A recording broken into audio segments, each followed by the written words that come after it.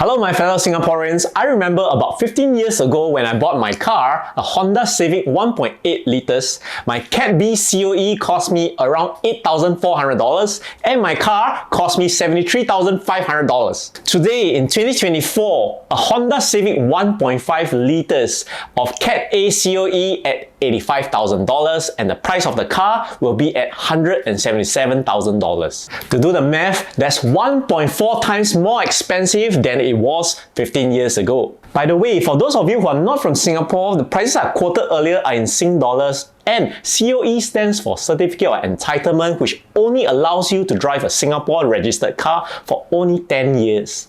In 2005, I bought my first 5-room HDB in a prime location in a mature estate, costing me $435,000. In today's pricing in 2024, it will cost more than $1 million. A cup of kopi in a kopitiam in 2010, it will roughly cost you between 80 to 90 cents. In today's pricing, you are looking at $1.50 to $1.70 for the same cup of coffee. So why am I pointing all these prices out? Well, these are the representations of the top 3 expenditure groups in Singapore, which is housing, utilities, transport, and food. So it is evident that the cost of living has been rising over the years due to a variety of factors such as the economic GDP growth, inflation, and consumer lifestyle choices. Hi there, I'm John, one half of the Corporate Breakout Couple. Just to share a little backstory, I'm Singaporean, my wife Fran is Malaysian. We retired at the age of 40 in 2020 in Singapore, and in 2022, we shifted over to Penang, Malaysia. It is our passion to talk about cost of living and early retirement topics, whether it's in Singapore, in Malaysia, or in any other parts of the world.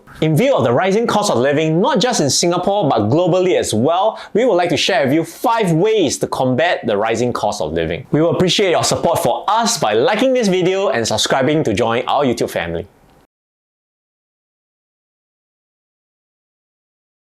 It is no surprise that with Singapore's economic competitiveness and its world-class infrastructure, it tops the list yet again for the world's most expensive city to live in 2023. One of the key reasons for Singapore being one of the most expensive cities to live in is due to the property market. With sky-high prices to own a property in Singapore, not just for the private homes, but also for the public housing as well, and escalating rental prices, it's no wonder it's one of the most expensive places to own or rent. Under the transport category, it has been relatively affordable to take public transport, but in the category of owning a private car, prices have been shooting through the roof, especially in the last decade or so, as I shared earlier, as well as ride-hailing, which has been introduced about 7 to 10 years ago, but for the last 3 to 4 years, prices has also been shooting through the roof, costing about 20 to 30 Sing dollars per ride in Singapore. There's no let-off for the food category as well. There has been numerous complaints about the rising cost of chai fan, which is the economic rise in Singapore, and the cost of kopi over the years. With lifestyle inflation heavily in the picture for Singapore residents, the cost of eating out, especially in places like cafes, like restaurants, Michelin-style restaurants, like bars, or even buying your bubble tea or your specialty coffee, they have all gone up, which means Singapore residents have been spending more and more. What about other types of expenditure that contributes to the rising cost of living in Singapore, such as medical costs in terms of healthcare, in terms of insurance? They've also been steadily going up through the years, as well as education for parents with kids, not just sending them to the MOE public schools, but also sending them to private tuitions and other kinds of activities. The cost of education has also gone up. You know, Singapore is an import-centric country because we have no natural resources and land is scarce, and therefore we are unable to have our own agriculture, not much anyway, so we import in food produce, we import in building materials to build properties and buildings, we import in cars. Pretty much most things are imported here in Singapore. Because pretty much everything has import duties, naturally things are more expensive here in Singapore compared to some of the neighboring countries that produces their own crops, for example like Thailand and Malaysia.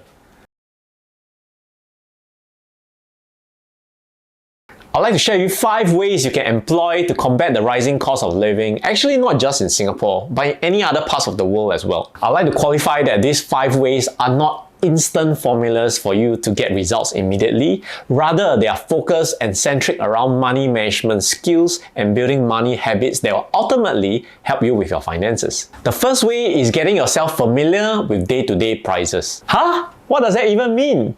Let me share with you two personal examples actually, that can illustrate this point. The first example is from our hawker days. As some of you probably know, Fran and I were hawkers from 2018 to 2019, and we have to know the everyday prices for our business. For example, we sold nasi lemak, which means we need the price of rice, we need a price of onions, we need a price of lemongrass, price of different types of chilies, different kinds of prices, eggs and all that. If we don't know the prices, as a business owner, how will we know what's the true cost of a plate of nasi lemak as we serve it to our customers?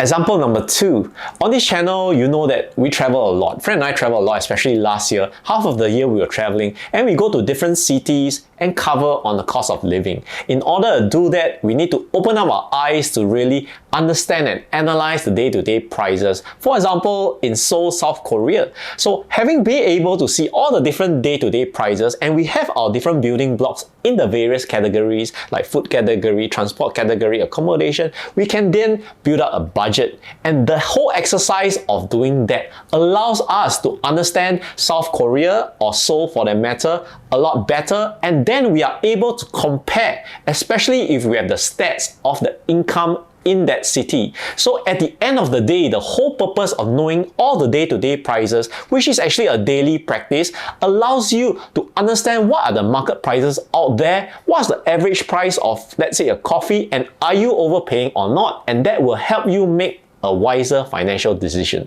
Opening up your eyes and being more aware of the prices out there allows you to have more clarity to make better financial decisions. And if you know what's the prices out there, you can look at bulk purchase, for example, to hit a lower average price and therefore lowering your expenses. Number 2, assessing your expenses regularly. There are things in life that is within your control, and there are things in life that are out of your control, like market forces, like global inflation. So you cannot control the prices out there, but what you can control and are or should be in control are your expenses. It's good practice for you to know your top 3 categories in terms of your expenses, be it food, transport, accommodation being the common ones, and seeing how you can shave that percentage down, especially the largest one, to a smaller amount by constantly reviewing your budget. Number 3, Marie Kondo your expenses. Marie Kondo is known for a KonMari method of organization on keeping things that spark joy. Likewise, it should be the same for your expenses. When you spend money, do you spend money on things that spark joy for you, or things that are frivolous and you discard it after a few usages in the corner of your closet? Being aware of what you're spending on regularly and then checking whether it's really something that makes you happy or not is a very good practice for your budgeting.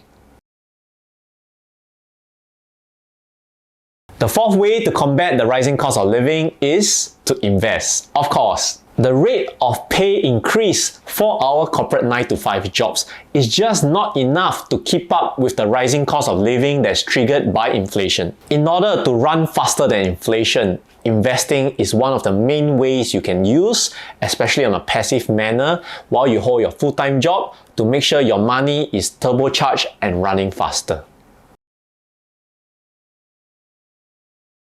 The 5th way to combat the rising cost of living is to build a side hustle, a skill that can increase in dollar per hour over time. Rather than sitting back and just complaining about the rising costs, it's better to do something about it, isn't it? So taking a side hustle that perhaps you're passionate about, and you can increase the amount of money that you make, especially dollar per hour over time, this is a fantastic way for you to not only help you combat the cost of living, but it also helps you to break out the rat race if you like to and get to financial freedom faster. If you notice, the 5 ways I share with you are not tips or hacks to combat the rising cost of living, but these are actually focused on your financial management skills and also for you to improve on your financial literacy so that overall you will naturally build the necessary money habits and be on top of your finances in time to come. I hope this video has given you a little perspective on recognizing that market forces out there that includes the rising cost of living is really out of your control. But what you can choose to do and what's within your control are the important choices you need to make for yourself so that you can combat all these external forces and put yourself in a safer and better position to handle them when the time comes. With that, thank you so much for watching. Do share this video with your friends so that they can learn something about it as well. Hit the like button and subscribe to join our YouTube family. See you soon!